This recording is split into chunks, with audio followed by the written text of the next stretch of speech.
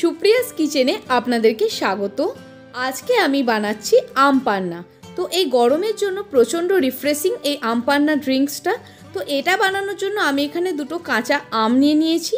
এবার এটা আমি সিদ্ধ করার জন্য একটা প্রেসার কুকার নিয়েছি। প্রেসার কুকারের মধ্যে এই দুটো আম দিয়ে দিলাম আর সাথে দিয়ে দিলাম পরিমাণ অনুযায়ী জল। এবার আমি প্রেসার কুকারের ঢাকনাটা বন্ধ করে গ্যাসে দিয়ে দেব। 3টে সিটি দিয়ে নেব। 3টে সিটি দিয়ে নেওয়ার পরে আমটা এরকম সিদ্ধ হয়েছে। এবার আমি আমের থেকে এইভাবে পাল্পটা বার করে নেব। আপনারা এরকমভাবে চামচের সাহায্যেও বার করে নিতে পারেন অথবা হাতেও ঠান্ডা হয়ে যাওয়ার পর বার করে নিতে পারেন। আমি এইভাবে বার করে নিচ্ছি। অন্যদিকে আমি একটা ভাজা মশলা বানাবো, এই জন্য আমি এখানে গোটা জিরে আর গোলমরিচ দিয়ে দিয়েছি। একটু ড্রাই রোস্ট করে নিচ্ছি। তো এটা আমি প্রথমেই একটা প্লেটের মধ্যে নামিয়ে নেব। ঠান্ডা হয়ে যাওয়ার পর এটা আমি ভালো করে গুঁড়িয়ে নেব। আমের পাল্পটা বার করে নিয়েছি পুরোটাই। এবার আমি এটা একটা মিক্সি জারের মধ্যে দিয়ে দিচ্ছি।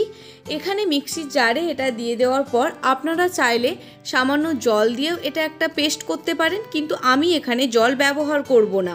এখানে আমি দিয়ে দিলাম 1/2 ইঞ্চ মতো আদা, একটা কাঁচা লঙ্কা, অল্প একটু সাদা লবণ আর দিয়ে দিলাম অল্প একটু বিট লবণ।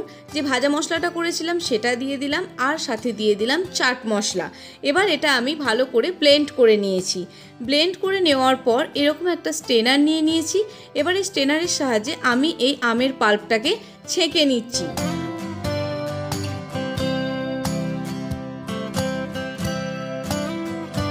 আমের পাল্পটাকে এইভাবে আমি ছেঁকে নিচ্ছি।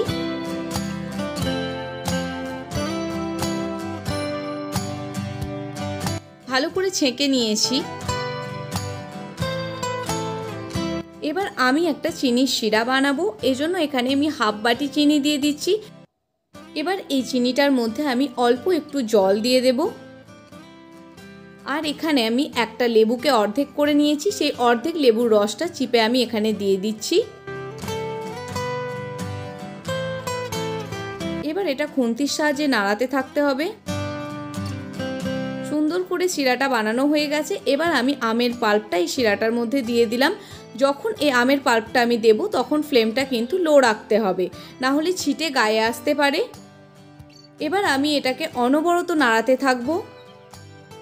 আমের পাল্পের কালারটা যখন একটু চেঞ্জ হয়ে আসবে আর এরকম একটু আঠা আঠা হয়ে আসবে, তখন এরকম খুন্তির সাহায্যে তুলে দেখবেন, এরকম দেখবেন আঠা আঠা হয়ে আসছে। অথবা হাতের সাহায্যে এরকম নিয়ে 2 আঙুল দিয়ে এরকম চিপেও দেখতে পারেন। দেখবেন হাতের মধ্যে একটু আঠা আঠা মতো লেগে যাচ্ছে। তো তখন বুঝবেন এটা হয়ে গেছে, তখন এটা নামিয়ে নেবেন। অন্যদিকে আমি একটা প্লেটের মধ্যে লবণ আর শুকনো লঙ্কার গুঁড়ো সুন্দর করে মিশিয়ে নিচ্ছি। ভালো করে মিশিয়ে নিয়েছি। এবার আমি একটা মিক্সি জারের মধ্যে কয়েকটা পুদিনা পাতা দিয়ে দিচ্ছি আর কয়েকটা দিয়ে দিচ্ছি আইস কিউব। এবার এটা আমি একটু ব্লেন্ড করে নেব। এখানে আমি দুটো কাচের গ্লাস নিয়ে নিয়েছি। প্রথমে আমি গ্লাসের মধ্যে এরকম লেবুটা এইভাবে উপরে গ্লাসের উপরের অংশটাই এইভাবে লাগিয়ে দিচ্ছি।